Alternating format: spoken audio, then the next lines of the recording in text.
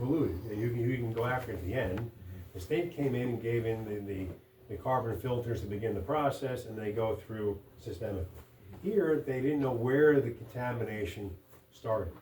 There wasn't a business you can point to, but you had a school that had PFOA, and you had 10 wells already, and more being tested.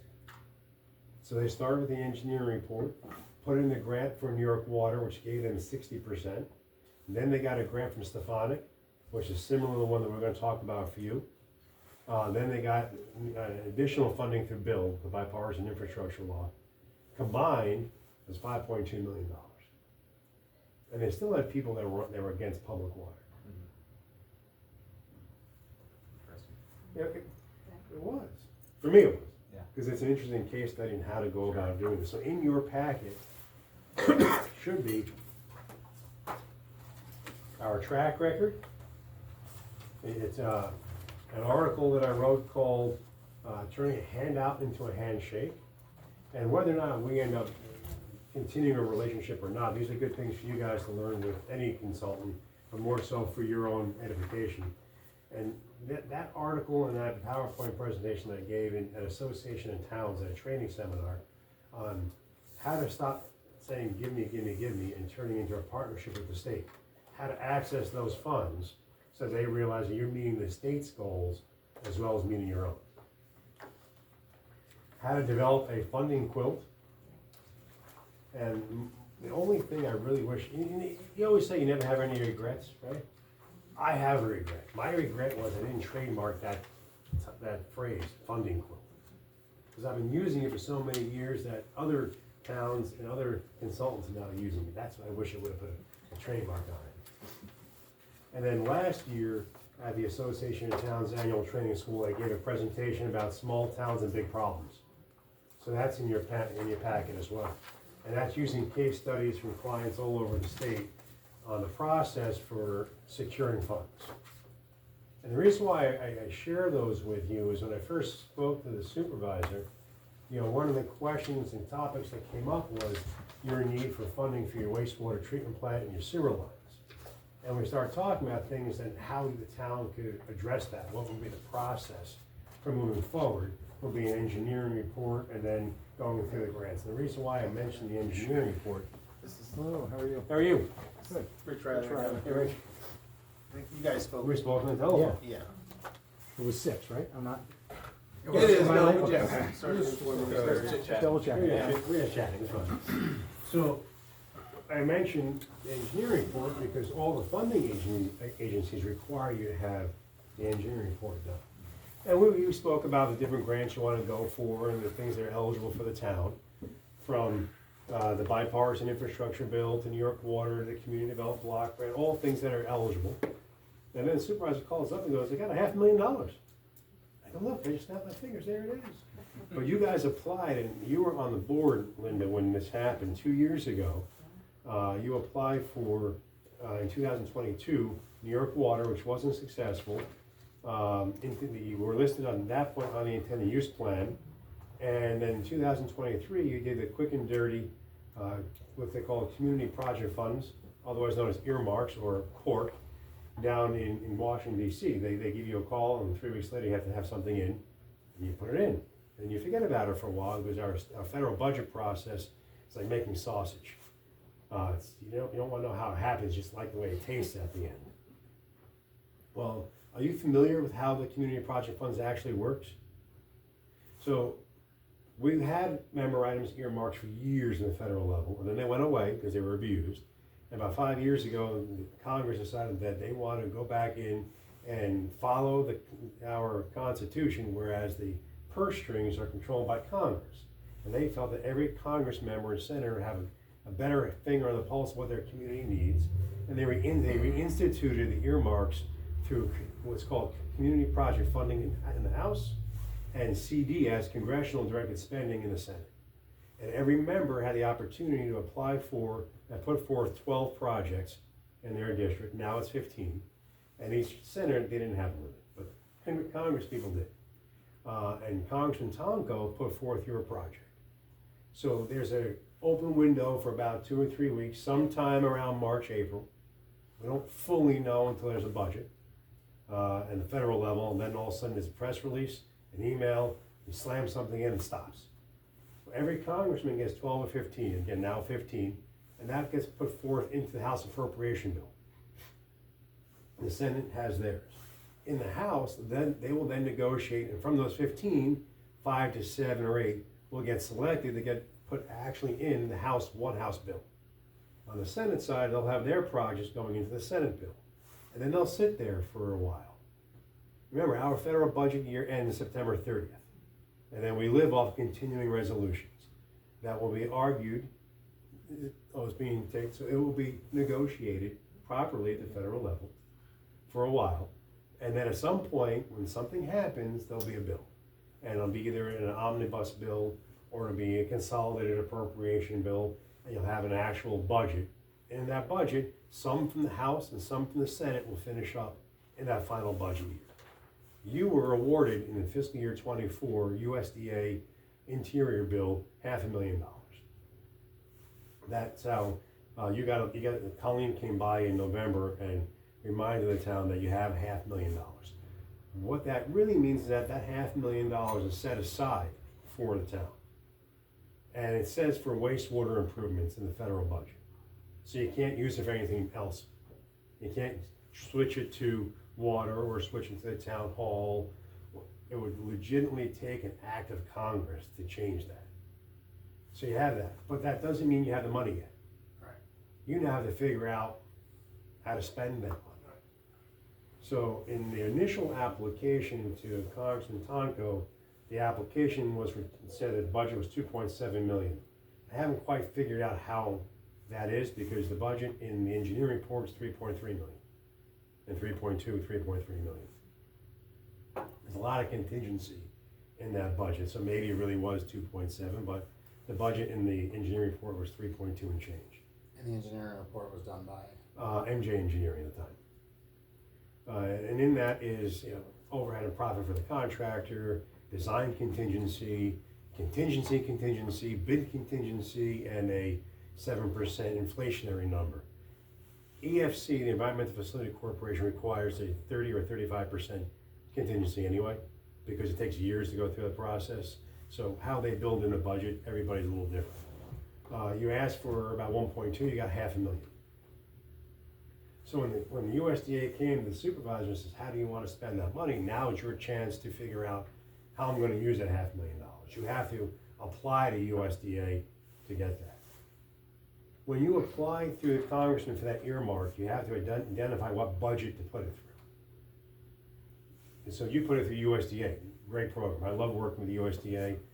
The other place you could have went through is EPA, and then it's a STAG grant.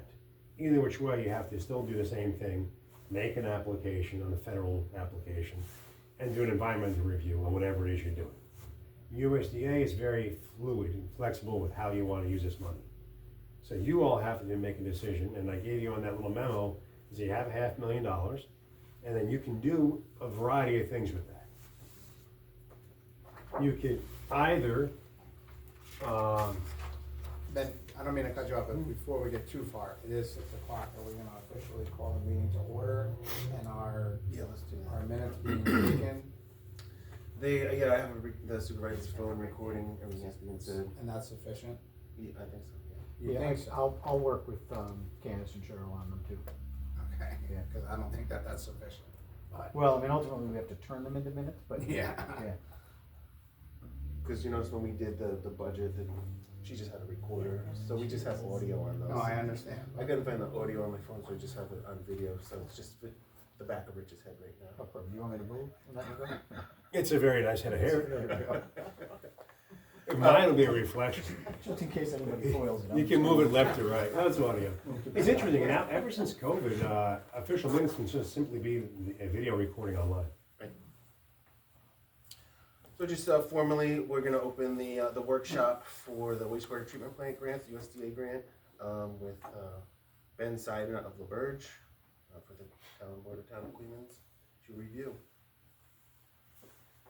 So, again, you have the $500,000, you as a board have to decide how you want to move forward. You can either do a piece of your original project, If you're, again, as I was saying before, the original grant, you applied for New York Water, and that was gonna be for 25%.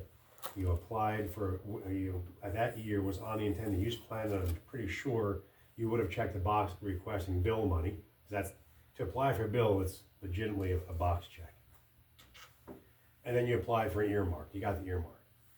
In that earmark request, it mentions the engineering report and the full project. The full project is the repair or replacement of the 2 pump stations, and then the replacement of a section of your sanitary sewer line, and then the lining in place, cured in place of the other portal line, and adding to your I&I problem at the plant. Well, it's not I&I problem at the plant, it's I&I problem in the system, ending in the plant. When you got $500,000, she had mentioned in the initial letter, she being Colleen, had addressed the town and saying you can either do a project with that, or put that towards a larger project and apply for the full amount through USDA. That full amount would be for the 3.2 million, and that would be a grant loan. It's not, when you apply to USDA, you're not asking for a certain amount of a grant. Their system is a little bit different than other places. Some applications in the state and federal level, you apply for an amount, $650,000, 1.2 million, 2 million. For USDA, you tell them, here's my project. They will then look at your report, do an analysis of what the end user cost to your EDUs are, to your dwelling units, as compared to similar sized towns in your surrounding area, what they pay for sewer, and then give you a grant equal to the amount of lowering that total additional cost to the base level of your neighbors. That's how they'll explain it. There's a mathematical equation they do, but it's a combination grant loan. Whereas when you apply for a community development block grant, you can say, I'm going for the max 1.5 or the max 2 million. That's why I can't tell you how much you get. But your 2 options are to do something with that $500,000, or go for a larger grant for 3.2, or do a little bit of both. Your next grant cycle, just so you're aware of time and helps guide your decisions, is your next grant cycle is May 30th, which will be for the intended use plan, because you're not listed anymore. You guys didn't put one in last year, so you're no longer on the list. So you will put in an intended use plan application. You apply with that checkbox for the last year of bipartisan infrastructure law money, and you should apply for New York Water again. The challenge, which we'll get into in a second, is how the state ranks New York Water grants. The 4th grant you would look at applying for, or is available to you, is due the last Friday of July for 11 of the last 12 years. Last year was the following Monday. So I always say the last Friday of July, and that's for the Community Development Block Grant. If you take and frame a project that includes the $500,000, you're eligible for $2 million. If you don't use that $500,000 as part of your total project, your maximum is $1.5 million. Why this is the CDBG wants to be the last one in. They need to see that you've gone everywhere else first. And if there's other money in, you get more money for co-funding. It sounds kind of counterintuitive, doesn't it? If I'm giving you money, you can get more, but if you have less, I'll give you less. But that's the system. That's the game. If somebody else is putting in money, they're going to give you more. So in my world, you frame your project where you already have something to leverage off of, and you can do that. So you can build towards that larger 3.2. None of that $3.2 million project, though, addresses anything at the plant. You have no documentation of problems in an engineering report at the plant. You have 60 plus violations in the last 3 or 4 years. In fact, every time you have a high water event, you have a violation. And our chief operator never talks about it in his monthly report. Oh, no, yeah, He does, so he that's- does say when they're. that was when, He says that there's violations, he doesn't say what the violations are for, but anyway. They're I&I. So in the engineering report that was done already, and in the comprehensive plan amendment that was just done a few years ago, it states that your plant is I think, ready for 800,000 gallons a day or something like that, and high water levels, you're trying to process 2.5 million. So obviously it's not gonna work. You have an I&I problem. The engineering report was solving some parts of that I&I through the replacement of a segment of your pipe and the cured in place portion of the pipe, but there's still other I&I problems you have to address, identify and fix. And then you have a 1970s wastewater treatment plant that's about 55 years old already, that has significant issues that need to be identified, addressed, and put into a report so you can attack that. So you have a short-term, mid-term, and long-term opportunity in front of you. Short-term is, how do I spend $500,000? USDA told you, as a supervisor, that a portion of that $500,000 can be spent on the engineering report you need for the larger project. That's a positive, because there's very few places you can go to get that engineering report paid for. Two, you can do the midterm, which is either right away apply for the USDA for that grant loan for the 3.2, or set yourself up for May for that 3.2, requesting through the intended use plan, New York Water and Bill. Or the longer term one is you make a bigger project, do your engineering report from now to May, and apply for the larger amount of money come May and July. Those are basically the options in front of a town board. Each funding stream has different requirements and different matching. So the New York Water is 25% funded, but that's a net funding, meaning that with a $100,000 project in planner math, you can get $25,000. But if somebody already gave you $25,000, that 25% is off $75,000 now, not off the $100,000. So that's a net project. USDA is a grant loan, and again, I told you how they figure that out. And CDBG is pure grant, they don't require a match. So a funding quilt, and the reason why we call it that is if you're a quilter, you have patchwork, little patches together. Funding quilt is patches of different grants. Together make your picture. So you have USDA community funding, you go for USDA loan grant, you go for bill money, you go for CDBG, together you get your wastewater treatment plant partially or mostly funded. That's the process you would go through. Whether you do it with us or on your own or somebody else, that's the process. But your first step is to figure out and talk to yourself, amongst yourselves as to what do I want to do with that first $500,000? Because your 2023 engineering report is based upon 22 numbers. There's a huge cost escalation in the marketplace between 2001 and 2025 because of post-COVID. And you have federal requirements. Federal requirements of the USDA are BABA, Buy American. So you have American Steel, you have BABA requirements that will be a little more costly to construct, and it's 3 years later by the time you actually go out to bid and construct from when those were. So what can you get for that $500,000? That would have to get looked at. Your engineering report gave you two options. It gave you a repair and a replacement for both of those pump stations. Significant differences in those numbers that they had. 200 and change repaired and 600 for replacement. So you may be able to replace one pump station with some of your own money in there as well. But you have to go back out and decide which kind of submersible you want and look at the cost and figure out what you need to do. Either you or obviously an engineer would have to do that with you. A little update on that. So I talked to Keith, our wastewater treatment plant manager or operator. So Riverview had an issue with its blades, and I went down there and talked to the service manager of Amons that gave us a quote for around $85,000. And then Keith had went to go look for some parts. We were kind of, are we going to band-aid it? Are we going to replace it? The replacement, like I said, was $85,000. And then Keith came back like at the end of last week and said, we can't get parts for that. He's been waiting for numbers to get parts. It's too old. It needs to be replaced. Mm-hmm. So there's a stark difference between $250,000 and $85,000. Is that just because Amons is just a repair place that's not going to do concrete work and all that, and just repair the pumps and the... Well, let's see if I brought. Because I think they were, the MJ was talking about submersibles. MJ had submersibles in here. MJ's cost estimates from their, I can bring my little glasses, so.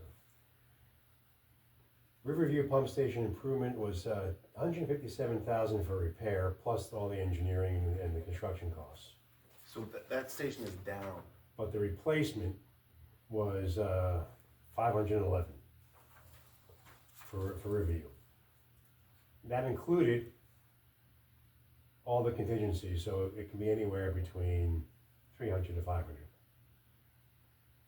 You can do one project. Right. So that if you have one station down completely, you can replace that. You can design it, put it out to bid, and replace it for the majority of that of the USDA. You have to pass some sort of bond resolution, which they said you did already. I haven't found. You haven't found. But you can do that. Meaning you want to pass you have a bond resolution, and then your bond counsel will work with you to do a bond anticipation note. You'll be using that money and drawing it down, then replacing it with the money from the grant, and whatever's left over, you bond at hand. What was that bond resolution done? I don't think it was done. So it's interesting because your engineering, your grant information that I have from the application to Tonko's office said that the balance of the funds from the project were secured by a bond resolution. To apply for New York Water in 2022, you had to include a bond resolution. There's nothing in your minutes passing a bond resolution. So somebody took liberty with the application in Tonko, it says you did it. I can't guarantee that you had to in that particular year for WIA have a bond resolution, since they went back and forth every other year. Some years they said you had to have a bond resolution, and then town supervisors and mayors got very upset that they had to pass a bond resolution just to apply for a grant, because basically what they were doing is asking the public to approve taking out a credit card and putting it in the safe deposit box and saying, trust me, I won't use it. Right. So for a year or two, they didn't require it. They required you to have a resolution saying that you'll be able to do it. Now they're back to requiring it again. So 22 could have been a year that they didn't require it. But there's no record on your website of any resolution for approving a bond by permissive referendum. There is, in September of 22, a resolution from the town board declaring lead agency and doing a neg deck on the environmental review and authorizing the supervisor to submit the New York Water application. But there was nothing in there about the resolution, so I'm assuming that year they didn't require it. But in your actual application to the congressman's office, it says that you'll fund the rest of the municipal bond. So I haven't found anything, but everyone's minutes are different online. Sure. There wasn't anything, only bond resolution, if you Google Queens, would have been the one that was up for a referendum for the town hall.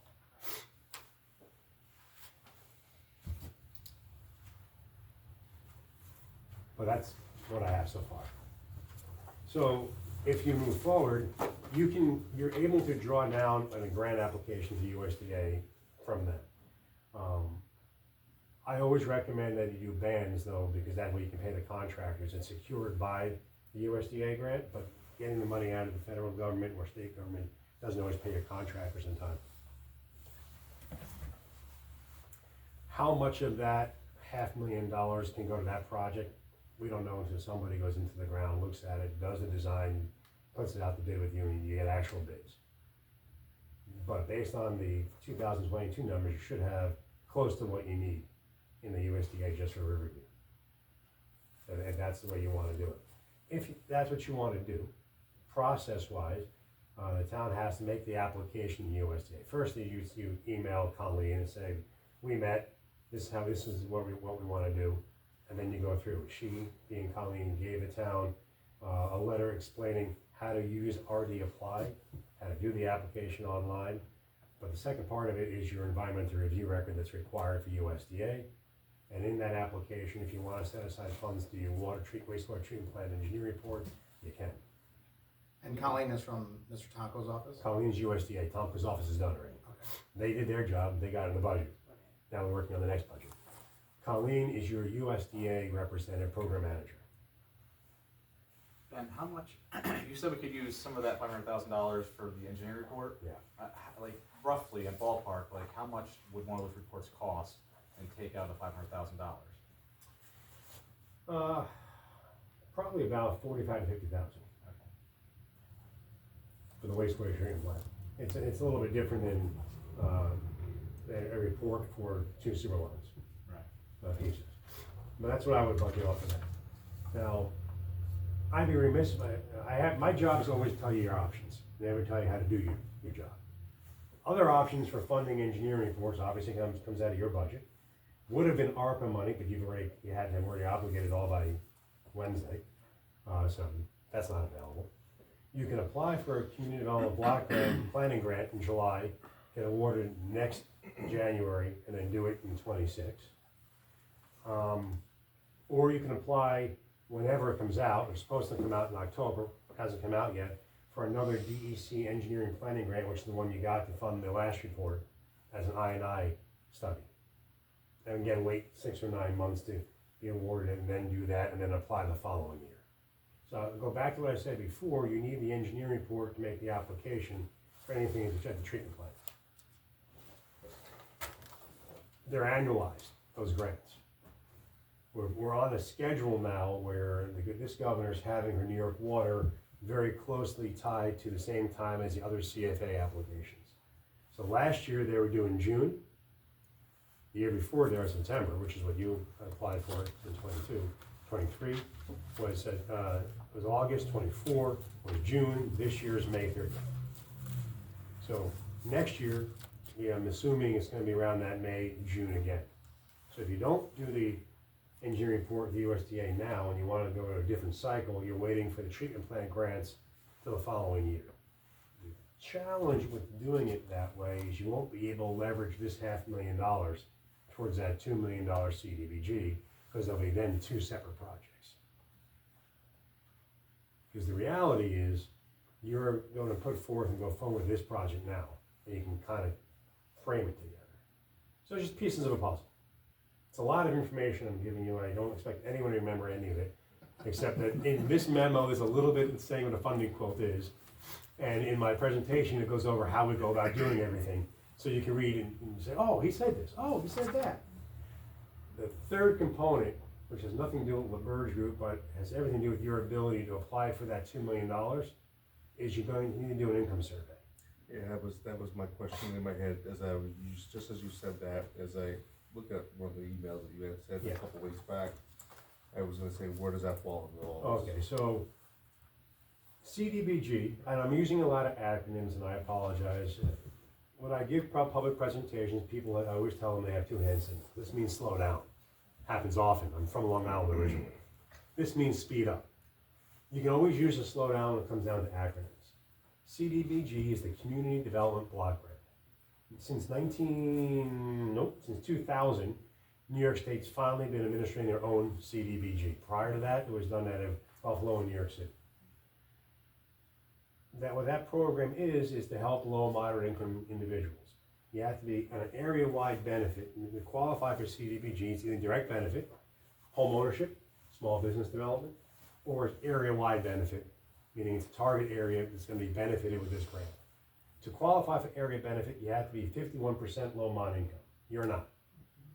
The town is about 42%. Challenge is your sewer district is 75% village, 25% town, about 1,200 and 400 for 1,600 households, plus commercial. Commercial doesn't count in your income. So to qualify, you're gonna have to do an income survey. We don't do those. Those are arduous.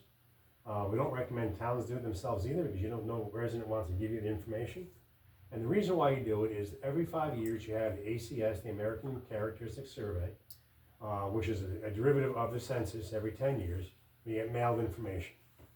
People don't always fill that out. People don't always get it. It goes either selectively through, they drop to every few or every household, but renters rarely get the actual census material to send in. Senior citizen homeowners, they're right on it. Others don't. So almost always your numbers are under-credited, under-calculated. So you do an income survey. An income survey is a 2-parter. It's a mailed one, followed up by door-to-door knocking. We use a company out of Rochester. Jay does pretty much the majority of it, almost every engineering firm in the state goes to Jay.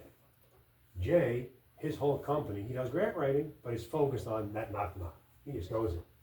Everyone that I've given him in the last decade has come back qualified. G&G. I laugh because I call him Jay, but his name is Jerome. So his letterhead will say G&G. He's Grasso and Grasso. He's a former county legislator and sheriff, or deputy sheriff out in the Monroe County area, in Rochester area, and he goes into these houses, these areas, and everyone's afraid to do and knocks on those doors. And at the end of the day, his income surveys are very well done and universally accepted by the funding agencies in New York State. And he gets very, very busy this time of the year because everyone needs these now to get two different things. There's a median household income number that you need to qualify for EFC funding and to get grants and hardship loans. And then there's the low mod income number, which is different, which is the percentage of people underneath the median household income that you need for CDBG. He does those. That's what I got for you as a quote from him for you guys to consider. You can do it yourself. New York Rural Water used to do that. They don't go door to door anymore. They'll just advise you going door to door. Or Jay. The last one we did with him is the Village of Hobart. They were listed about 33%. They came back at 53%. That's a big difference. Now they're eligible for all their grants. Tiny little village. Not the school, but a tiny little village in Delaware County. This one was interesting for me. It was town of Pound Ridge in Westchester County. About $250,000 is their median household income per the census. But there's a certain area that has PFOAs in their Scott's Corner that no one knows, but there are housing apartments and tenants behind the Main Street area that no one ever sees. Jay saw it and got them not only income qualified, he got them qualified as a disadvantaged community. They got 70% funding for their new water system. It was an $11.5 million project. And I laughed, Jay, you're never gonna get this qualified. And he goes, I got you. He came back as Ben, you did not see this area. It was hidden behind, no one knows about this.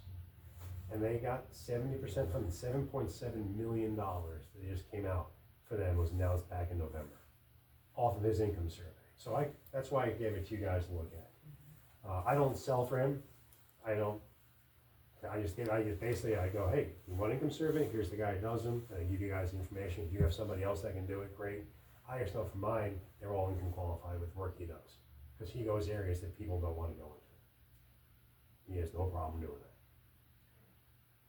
Maybe he still has a badge, I don't know. Could be. But that's why. So right now, you can't apply for that CDBG until you go do that income survey. But you can still apply for the other funds. Which brings you back to your first topic is, how do you want to spend your $500,000? And once you make that decision and authorize a supervisor to talk to Colleen again at USDA, she can pencil you guys in, they're moving forward. They need to know are you moving forward or not, because if not, they want to swipe your money and go somewhere else. Which they really can't do because in the budget. You've got a big federal budget amendment. Whereas other USDA funds, if you have a normal time, just, hey, we got a project, Mr. USDA, let's go work on this together, and you get it secured, they can swipe it, they can take it back. It happened a couple years ago, $26 million brand new wastewater treatment system and plant in the village of Cambridge. They got them $26 million. It was Christmas 2 years ago. They didn't take it because the public felt that the village board did this in a dark of night and came out with pitchforks. I've done over, I think the average 100 meetings a year for 25 years. It's a lot of public meetings. That meeting will go down as the worst public meeting I've ever been at. I've never felt for my life the way I did in that meeting. And the officers in the back doing, is anyone here an officer? Doing what officers do. They stand in the back with their thumbs in their vests against the back wall. And they're firing at me. And the public is yelling. It's so bad that actually a guy apologized in a letter to the editor saying, Mayor, I have to apologize. You did not do this at the Dark Night, you guys have had over 100 public meetings in the last 5 years about this project. It just all came together in about a 6-week process. And they got 11 million, it was $15 million grant, $11 million loan. Something that that village been talking about for 25 years. They gave it back. So when they give it back, technically the money goes down to Washington, D.C. And then the DC reallocates into other states. I called the Syracuse office and said, please don't give it back yet. Hold on. And they said, why? I said, because the Village of Green has an application and it's right now in DC trying to get money. You can pull it back and keep all your money local. So 18 million of that $25 million got reappropriated to the Village of Green, and the money stayed in New York State. That's not the process you have here. If you're a grant, to get rid of it, they have to change the budget. But they need to know, are you going forward with your project or not? Because technically, you've known since April that you have the money. So in November, when she came and said, hey, guys. April of 23.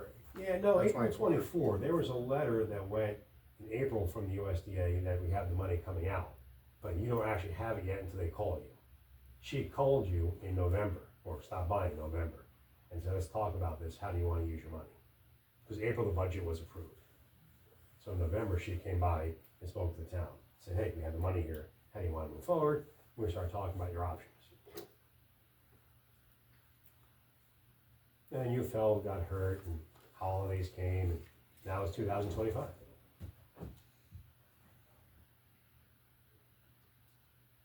So what kind of questions do you have about the grant itself? I had the question before, and I'll go back to the Eamon's quote. I think I asked you, we can't use part of that 500,000 to fix Riverview through Eamon's now. Wait, I think you said I had to talk to Colleen and ask her. You have to talk to Colin. When you have, A, you don't have the money yet. Right, It's only allocated. Now you have to apply and get. right. And B, it's a public works project.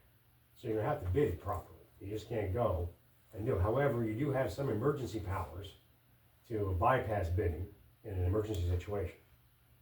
Yeah, because we're getting questions already. What happens when division goes? You would declare an actual town emergency Yeah. via your attorney. What's their name? What's And the you plan? contact the dude, come over here and fix my plan. Pretty much. Yeah. New York state law gives you the power as a board to call an actual local emergency, declare an emergency, no water or no ability to flush is an emergency. Right. So are fires and other things. Then you can go ahead and you bypass your procurement and you do it, but you don't have the cash right now and they haven't approved you for the money yet. So you would do the work and hope that you can pay back out of the grant. So how would you suggest to move forward as Keith is asking questions? I'm looking into the sewer budget and I think we do have 85,000 to pay for it, just to not have to declare an emergency. So you have the money as of April 1st. So your expenses, she had said, would count, but they have to still go through the process to release the funds. Right. So you would say, Colleen, we have an emergency, $85,000 to fix what we have. That's part of the project that we requested. Is there a problem with us doing it and getting paid back out of the grant once you approve and do the environmental review? If she says no problem, you're good. If she says problem, you're not as good. I don't see that being a problem because it's past April 1st. It's past when the budget was approved, and it was what you asked for. And they could use a portion of the 500,000 then for that, and still be able to maybe allocate some to future engineering studies that would allow them to pursue the broader grant. Quite frankly, if you're only using 85,000 to fix it, you can use another 350,000 to repair or fix the other one, and still have the money for the engineering report to do the wastewater treatment plant. And still continue on with the, okay. Correct. Yeah, because in my conversations with Keith Johnson, he's of the opinion that they don't need submersibles. They don't need what Jay was saying. They just need the pumps replaced. The Riverview one that's the one that goes to Carver's place, right? Yeah, it So does most, yeah. part of their decision process at MJ from the report was not just for public health, safety, and welfare. It was for growth, industrial and residential growth. There was a discussion in the comp plan about a third new pump station that we required in the northern part outside the village, and there was also a discussion of any growth happening at the port will be you would require additional capacity at that pump station. So part of the discussion for the decision-making for a replacement versus a repair was the additional economic growth there. If that's truly part of it, then you can also do an Empire State Development Grant for 20% of the cost. Because they'll fund economic development, but they won't fund public health, safety, and welfare. So part of that funding piece. So I'm not the engineer that designed, I'm not an engineer, but I wasn't the firm that did that report, so I can't tell you why they recommend that, except that it's old, and it breaks, and the parts aren't gonna be easily findable to keep going forward. So putting a Band-Aid with $85,000 of parts you can't get very readily, if you break it, could have been $85,000 down the hole. No pun intended, because it's a hole. Or replacement gives you the opportunity to replace it, you have a brand new situation, work for 20, 25 years, and give you the capacity for growth of the port. So that's my understanding from reading what I've read so far. Again, I didn't talk to any of them, I haven't spoken to Keith yet, I'm not retained for anything yet, just the research that I've done so far, and what I ran into my head in the last 2 weeks. Can money be brought in from court if there's, Can money? can we, yes. Oh, yeah. Be coupled, so. You can always ask them for part of it. You can also, again, when they have new business, what he does there is unbelievable. Compared to what it was 10 years ago to where it is now, it's legitimately, it's a video you can put on TV about, how it's made. It's all made there. It's crazy what he's been able to do. Even when I first worked with him on the $2 million grant to what it is today. Unbelievable. But with that unbelievableness is jobs. Great. Jobs means waste. Both in the commercial, industrial, and human waste.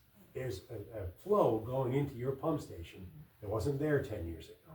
So the more he brings in, and I say he as in Carver, but we know it's everybody there, brings in, every time they bring in the business, you can get a 20% grant for infrastructure off of that based upon the jobs that are being created. So if you have a big industrial user, you can ask for some. Also in your site plan approval, as they grow, you could have asked for a community benefit package. I don't remember if you have a community benefit package or not. But he has his acreage, and if he wants to grow the acreage, you can request money back through that process. But that plant, that pump station isn't going to last forever if you keep repairing the Band-Aids and the growth over there. If there are I'm plans, asking if it can be coupled with Carver, because he needs it and we need it. But he really needs it to continue. so that's the negotiations above my pay scale, but it's something that you guys can consider and talk about. I know that the village I was talking about, the largest village in the state, Hempstead, they have a downtown overlay zone with all the developments happening. Any development that comes in has a community benefit in that zone they're required to do. They have money going to a jobs program that they're required to hire local jobs, a certain percentage. They have money going to a community benefit package for recreation and one for infrastructure. So everybody's attorneys and zoning laws are a little bit different, but there are ways you can use your zoning to support community benefits off of the growth that's happening because you're the ones that are impacted. And where does the community benefit package actually come from? Well, we would have to create. You create it. Create it ourselves, Create it. right? Yeah. Okay. You create it in your zoning. So planning wise, if before they were there, if you created in your zoning a PDD or a PUD, a planned development district or a planned unit development, and on a floating zone, and they want to come in and do a lot more than what's allowed as of right, they come to the town board for a planned development or a planned unit development approval. In that process, you would ask for a community benefit back for changing zoning.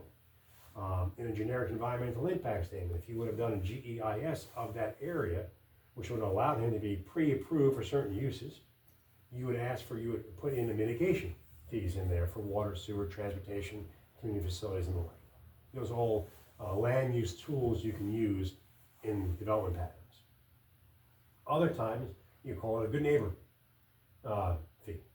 Now, you want to do more than what you want, but it's impacting us in traffic or smog or noise or air quality. We want some funds back for housing or infrastructure or transportation or recreation, whatever it is you all with your attorney or land use folks decide you want to do. Am I speaking out of turn or? No, not at all. Do you have some examples of what other communities have negotiated in that regard that you can point us to? In a GEIS mitigation, East Greenbush has a GEIS, Town of Colony has 3 GEISs. I can give you, if you look at the Village of Hempstead, they have a downtown overlay zone right in their zoning package, right in their zoning law online, Yeah. that has that. What about in the good neighbor context? That's more of a non-written good neighbor. They call it a community benefit package instead of a good, I call it good neighbor clause. But it's kind of what you want to do. You know, it's great, they have, you know, thousands of jobs, but that's a lot of traffic impact. You know, last time I was here, I was mentioning to the gentleman, you know, Steve and Ron, that I used to park over there. That's how long ago it was last time I was here. Now you have all this nice sidewalk and benches. But back then, it wasn't as big. Back then, you were having a lot of problems with trucks going through your village, going through the town, the hairy little corner that has to get turned around.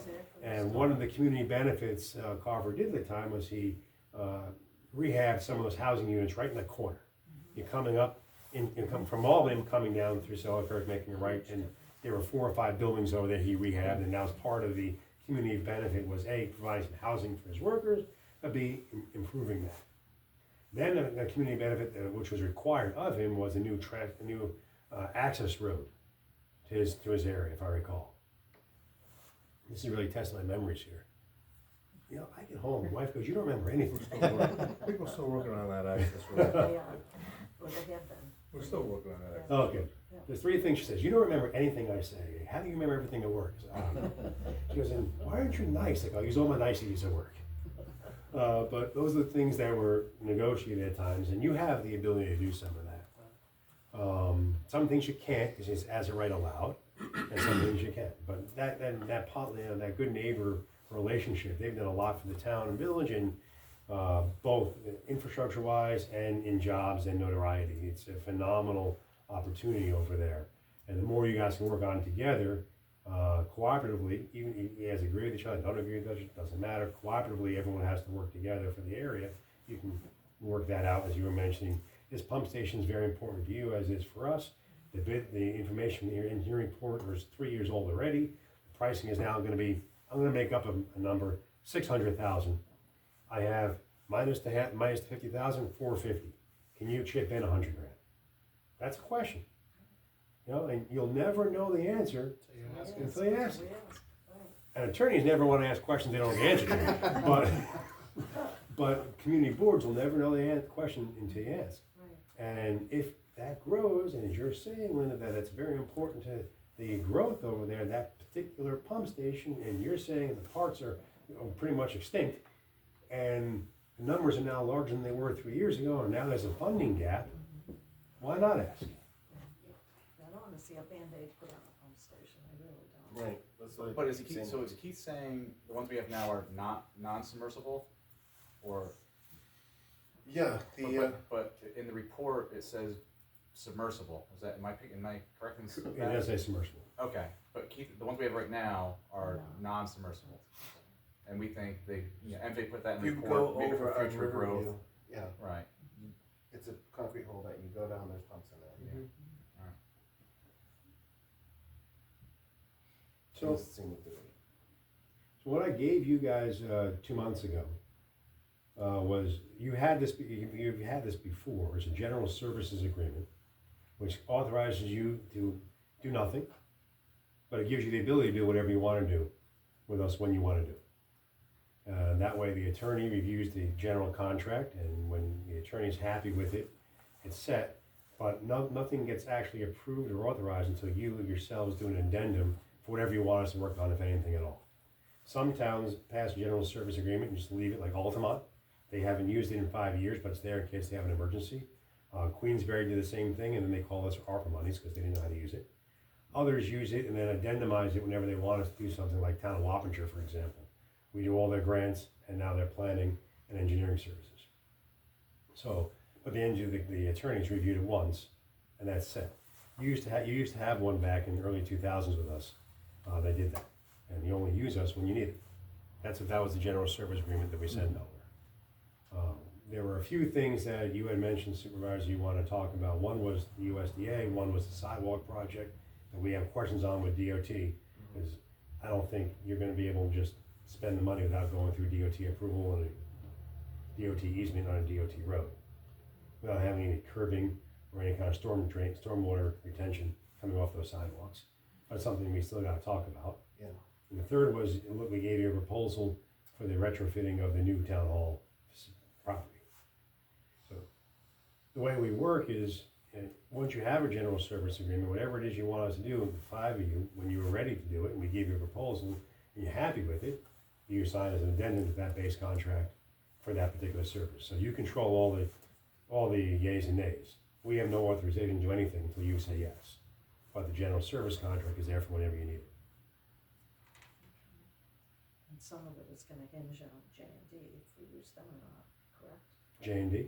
G and G. G and G. G and G is separate from us. Yeah, Nope, right, the we- income survey, Yeah, if, we- the income survey is important if you wanna apply for CDBG. right. If you don't wanna do CDBG, you don't need the income survey. But if you want that 2 million to leverage or to apply for, you have received that grant before. You received it for a public infrastructure grant, about $500,000 at one point. You also received an economic development grant that you gave back. I was just gonna say that, we gave one, yeah. I mean, I wasn't part of this then, but Yes. yeah, I know we gave it back. Yep. Yep. There was an attorney, 3 or 4 attorneys ago, that was very afraid of accepting the CDBG grant. What was it to be used for? It was an economic development grant. There was a business coming in, Right, and a business cannot apply for a CDBG economic development grant. The town has to apply, and then the town has a subcontract with the business. The problem is the state has a contract with you. And in the contract, it says if the jobs aren't met, they can claw it back, and that comes from you, except that you have a clawback with the business. And that particular attorney, whoever, I don't remember who it was fearful that the town would be on the hook. Because the contract with the state puts the town on the hook, but the contract with the guy or gal that got the money is one that has to pay for it. it was, when they did, Yep. they did, and they turned it back. You know what it was for? Remember? It was economic. It was economic development. They You know started, what hey, business it was? no, I came back to the office and I had the letter that said what I it was. just know they turned it back, and I was like, Paul, like, why did they turn it back? I'm not, it's nothing against your dad. Oh, No, it was the attorney. It was. It was the attorney at the time. I sat there, the state came down and said, guys, if you hit 80% of the goals, you're fine. Was it John Was T? it Joey Rattel? No, Joe Rotello was the attorney when Bob Fisk was the Okay. supervisor. Yeah, Joey was around for my dad. I thought so too, yeah. Or was it John T? It was after Rotello. Alright, so it might have been John T. Could be John T. Yeah. John T. Cisco, Mike. It's gonna, Like- it's going, It was somebody, and I couldn't, it was the first time I ever had to Yeah, get back to interesting grant. though. But yeah, it was awful. It really it was was. Joey and Joey left the state job. I mean, terrible. So that's the history of, We're on the verge of having one of them again, if we don't act in time. Well, listen, we gotta act. I know, I agree, I'm not disagreeing, I'm saying we're not turning it back. Over So- my dead So body. step one is general service I'll agreement. yeah, with me, step one is doing a general service agreement, passing that. Again, it doesn't authorize us to do anything. It authorizes you to use any of our services you want when you need them. And if you never need them, okay. If you need them, we're there for you. Okay. And I explained to people this, that I got 10 more years before I go part-time. Actually, 9 more years now before I go part-time. I highly recommend it. Okay? Says the guy that just retired. This is my last So, year, so I'm done. My daughter graduates in June. She'll have 4 years of college that I'm helping with. After that, grad school's on her. And then I gotta plow everything else in. And in 9 years, and I know that in 9 years, I wanna go part-time, where I can consult either here or from Arizona. And still help people out. But, so, if you don't wanna work with us, that's okay. I'll be back here in 3 or 4 more years again. But this is a community that I personally have been following and working with, as I mentioned to everyone before, since 1998. So I like it here. You're close to me. I live in Column 8, and we're here to help. I remember at one point, I think my daughter was in 3rd grade at the time, someone said, what do you do? You know, dad comes in, or mom comes in and talk about jobs, and it's very, very hard when you follow a firefighter and a cop. The 3rd graders. So they go, what do you do? I'm like, oh, this is, I work government, this doesn't work. I'm a municipal doctor. They go, what do you do? I go, when your municipality, in your town or village is hurting, they call me. Oh, I diagnose their problem, give them a solution. He goes, oh, municipal doctor. I get back to the office, I go, what the hell's a municipal doctor? I said, it's out in marketing slogan. I would have put it on your business card at that point. You know, but that's kind of what we do. And so you have my cell number. You can share it with everybody. Anytime someone calls, day or night, weekends, I'll be happy to help, answer questions. Even if you don't use us, I'll tell you where to go. Now, Columbia County called me for airport engineering, so I don't do that, but here's 3 people that do. Dutchess County called for veteran housing, so I don't do housing anymore, but I went online and I found them 2 people that do that kind of work. I'm still here. You can always call for a question, and email me, call me. I'll be happy to provide advice. Ben, what are the initials after your name? AICP, Yeah, what? American Institute of Certified Planners. Okay. So my background, besides government, is I have a master's degree in urban and regional planning. Nationally, the professional organization that oversees that and licenses you, certifies you, is the AICP, the American Institute of Certified Planners. So I was certified, and then we have continuing education like realtors do and everyone else does every 2 years. But we have an obscene amount of hours we have to do. 32 hours every 2 years, where everyone else only has to do 16 to 20. And you're the vice president for LaBerge? Yeah. I got there as a grant manager, then I became the planning community development manager. Then I took over and became director of planning and development. And then about 10 years ago, they gave me the vice president. So I oversee planning, grants, zoning, and government operations. I'm also the person you call for dissolution and consolidation and shared services. I'm most often this is your tape, right? That you're making minutes off of? Yeah. All right, so you can change the word, but I'm the oh shit call. So if a village clerk gets hit with a petition to dissolve, he or she says, oh shit, calls the mayor. The mayor says, oh shit, calls the attorney. The attorney says, oh shit, Googles village dissolution and gets me. There's only 2 firms in the state that specialize in government work, us and Center for Governmental Research, a nonprofit out of Rochester. In the last decade, we've done the majority of the work in dissolution, consolidation, and shared services. So right now, I'm working in the village of Tannersville on their board-initiated dissolution. They vote January 14th, and village of New Paltz, working on theirs. Do you do anything with the village of Ravenna? No, we spoke to the village of Ravenna about sharing services and consolidation about 6 years ago. But you guys you do so much sharing already that it's one of I never tell a village that you should dissolve or not dissolve, but you are in a better position than most to overcome obstacles of perception should they want to dissolve or consolidate. Meaning you already share police, water, and sewer. Those are big issues. Policing is the biggest issue outside of land use. And that's been dissolved For ages. 20 years Right. now almost. I mean, I was around working for dispatch. Just almost every service you think about. Yeah. You consolidate. Right. So often you have situations where villages have police and towns don't. So if you dissolve a village, the town, you can't, there's no ability in New York State town law of part-town law enforcement districts. You can do fire districts, water, sewer districts, other special districts, lighting and sidewalk, soil and erosion, but you cannot do a police district. So if you have a village with a police department, town doesn't have one, either town has to make that service town-wide or villages lose their police. Big no-no when you go to the polls. So you had that already. So you also have water and sewer already done. You have sewer, they have water, you pay them, they pay you. So you have a lot of opportunity for that here. Same in New Paltz. There's only been one consolidation vote in New York State that was in polling and they voted no. Consolidation is when both of you vote. In a dissolution, only the village votes. In a consolidation, the village and town both vote. Either which way, in a village dissolution or a town consolidation, the surviving community, which will be a town form of government, will get a grant equal to 15% of the joint tax levy forever. So if you take the village's tax levy, add it to the town's tax levy, take 15%, on or about September 15th every year in perpetuity, you'll get a grant equal to 15%. 70% of those monies have to go to lower your taxes by law. Other 30% can be used anything in the new town budget.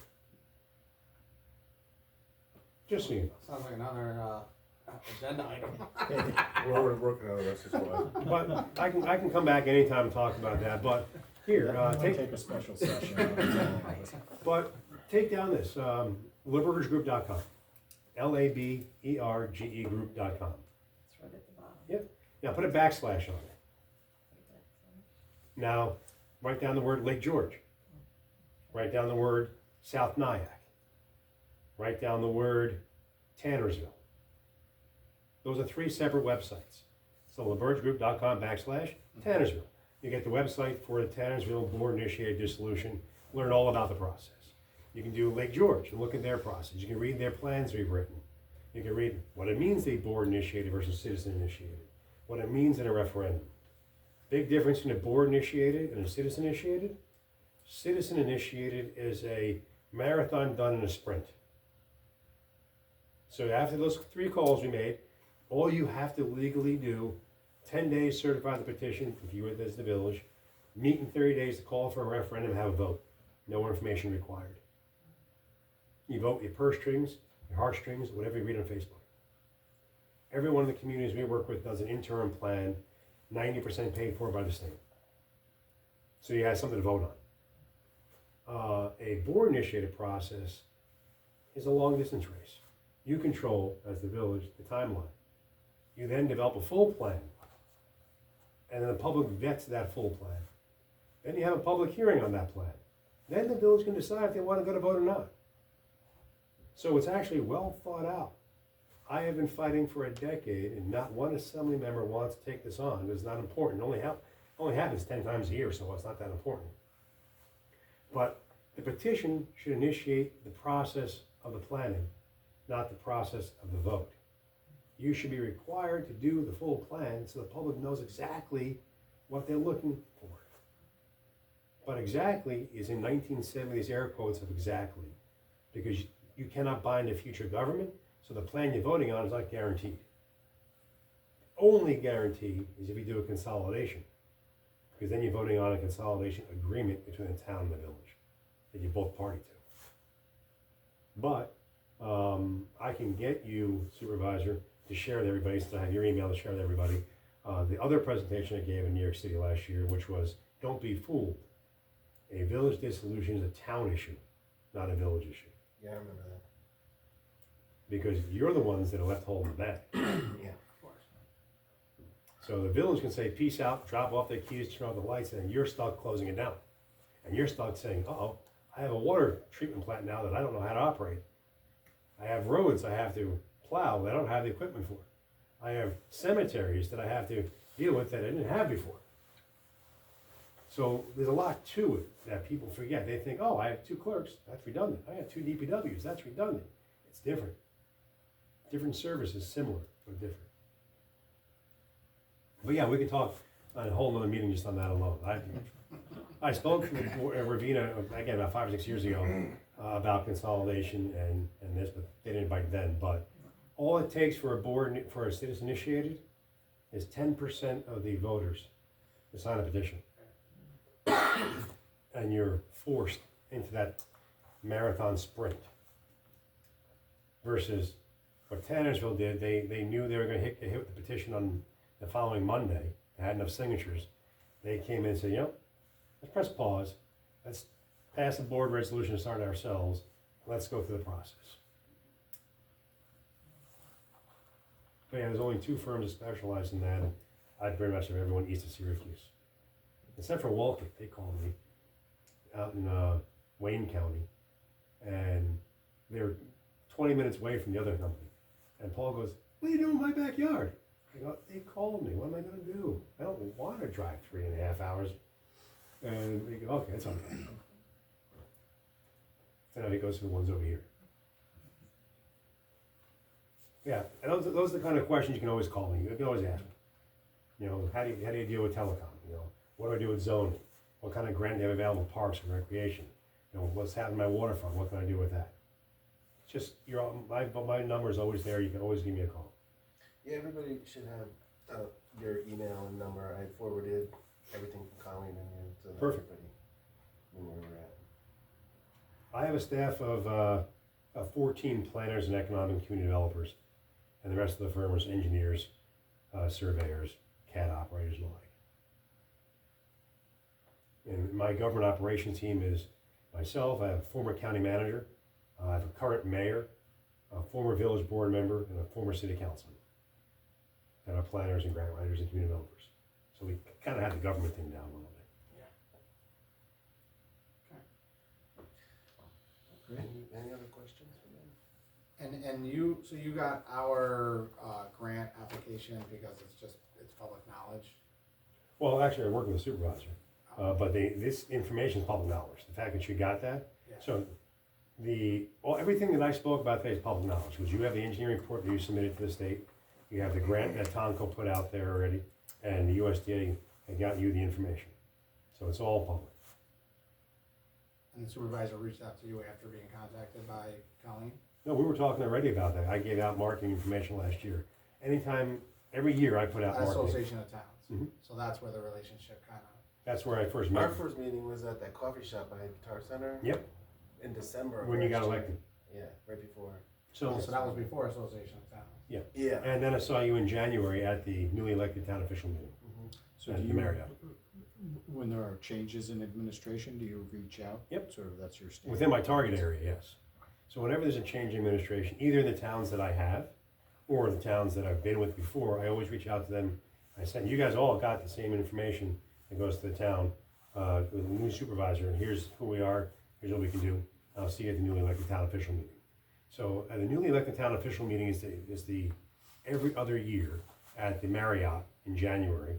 And it's open to current town officials, but it's specifically geared towards newly You went elected. to that, Ron, right? And so I don't understand why, but I'm the only consultant that goes to that. I can't figure it out.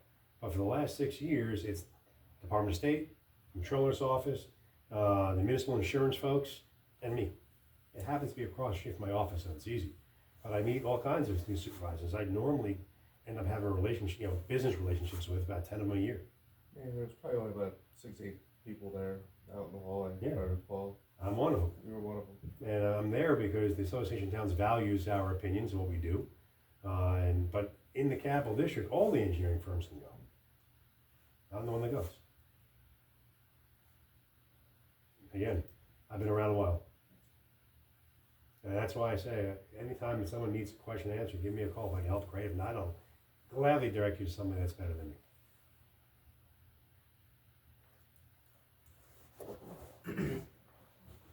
I thank you for coming out and sharing your information. I'm No gonna go back and problem. look at the video again to make sure I pick up on everything. That's a fine. lot of information, a lot of acronyms. That's what I said, the Zoom meeting, this is like the 4th, 5th, or 6th time going through these, and you learn something new every single Yes, time. I agree. It's a ton of information. Well, so in here, this is my engineering overview of all kinds of services that we provide. There used to be a 3-pager in here, but they may not have made it anymore. Yeah, page 16 tells you the types of work we do as town engineer. Page 17 gives you my old track record. The new one is in this book, is in the sheet that I had before. We have our resumes of some of our top staff and some references. I can get you any additional information you want about the company or about the grants that we do. You can feel free to visit our website. There's a ton of information and blogs on there, a ton of different grant programs and opportunities to download presentations.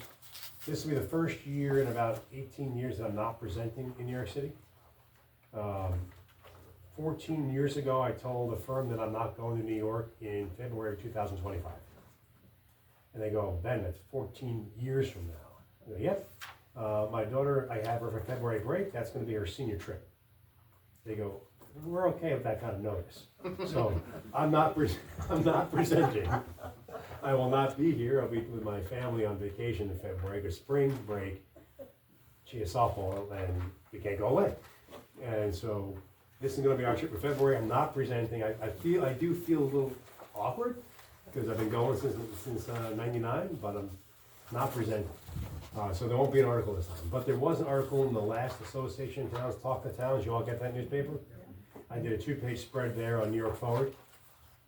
It's called Leaping Ahead or Springing Ahead for New York Forward. So the 2-page spread in there about grants for that, how to get ready to get that $4.5 million downtown grant. Is that the December? Yep. So I'm normally published 2 times a year at the Trade magazine.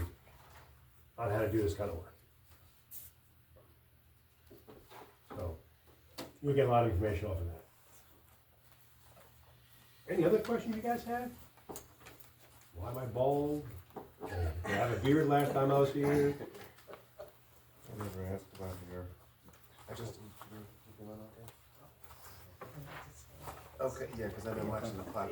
Okay, I did. So I think the big thing for us is we gotta decide how we wanna allocate the $500,000. Yeah. And then see if we wanna go after, or how we wanna go after the bigger chunk. Correct. Your first case is you have to decide, hey, are you gonna do, how do you wanna use the $500,000? And to me, from listening to how you all talk in your most recent conversation with Keith, you kinda wanna fix what's broken right now. You've determined whether it's gonna be replaced or repaired. But you have to let Colleen know, A, we're definitely going forward with something.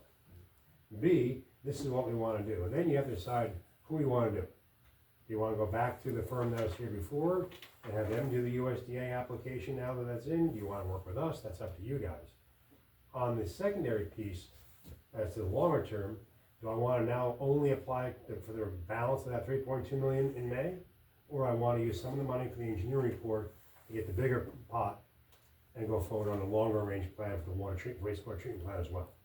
If you wanna do that, whomever you use only has 4 more months. You have January, February, March, and April to do the engineering report. Because if you wanna use it in May, and then June and July. So you don't have a long time to make a decision. So either if you wanna work with us, great. You have my general service agreement, I can get you the addendum next week. If you wanna go out to somebody else, that's just your time, what you have with the town attorney to figure that out. That's up to you guys.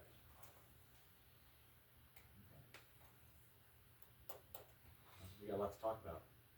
Oh, yeah. Well, I'd like to close the workshop, if we need to have a vote, because I want Linda to stand up. No, I'm fine. I know it's been over an hour, you It's probably need to stand okay, up. it's okay. If there's no more discussion, close the workshop. Hey, do you have any? Yeah, unless you wanna have a quick executive session to talk about contract negotiations or anything, but otherwise it's totally up to you, and I really defer to, It's okay. I think one board member gets a veto in terms of Yeah, tolerance. ice, Yeah, yeah, alright, enough said. Ice, baby. Yeah, nice. Vanilla ice, we don't think. Try. Do we wanna go to executive session, or? Do we need to talk I don't contract? need to go to Yeah. No, let's just adjourn then, and we Yeah. can, No, we got a meeting on Talk about Thursday what next to do week on the anyway. yeah. We email back and forth, talk to each other, so we got a regular board meeting next week, so we can make some decisions then too, get things firmed up, so. Also emails. Yeah. So- The only thing I would suggest is make sure you reach out to Colleen tomorrow, say you all met, we're definitely I moving talked to forward. her at the end of last week, and I said, look, what do I have to do? And she said, well, just go on RD and you know, get a password and a username. So gave that to Steve to do. Hopefully that's finished today. You're welcome. Yeah, thanks. And I'll give out a lot of information. Again, you guys have my emails, my card is in that packet, so you guys can, this is my text. Well, it's not email, this is my text. You can email me, and I'll get back to any questions you have. Okay, yeah, so we can follow up, but it sounds like we need a motion to adjourn then, so. Yeah. Yeah. we'll Motion to release adjourn. Linda here. I'll second that. All in favor? Aye. Meeting is adjourned.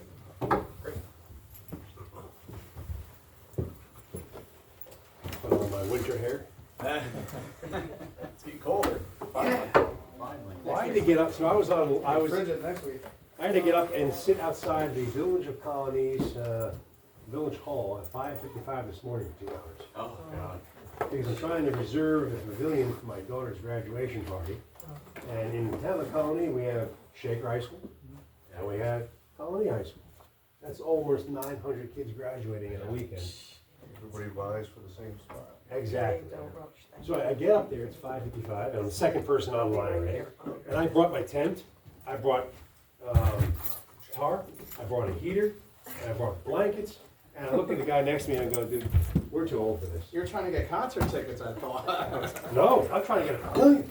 And I go, listen, you're number one online, I'm number two, we're sitting in our cars. So I sat in the car for 2 hours.